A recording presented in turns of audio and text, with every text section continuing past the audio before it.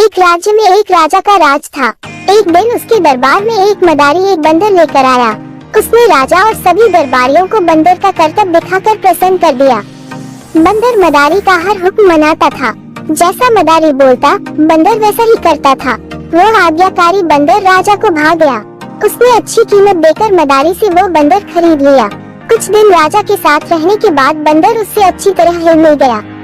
वो राजा की हर बात मानता। वो राजा के कक्ष में ही रहता और उसकी सेवा करता था। राजा भी बंदर की स्वामी भक्ति देख बड़ा खुश था। वो अपने सैनिकों और संतरियों से भी अधिक बंदर पर विश्वास करने लगा और उसे महत्व देने लगा। सैनिकों को ये बात बुरी लगती थी, किंतु वे राजा के समक्ष कुछ कह नहीं पाते थे। एक दोपहर की बात है। राजा अपने शयन कक्ष में आराम कर रहा था। बंदर पास ही खड़ा पंखा झल रहा था। कुछ देर में राजा गहरी नींद में सो गया। बंदर वही खड़े खड़े पंखा झलता रहा। तभी कहीं से एक मक्खी आई और राजा की छाती पर बैठ गई।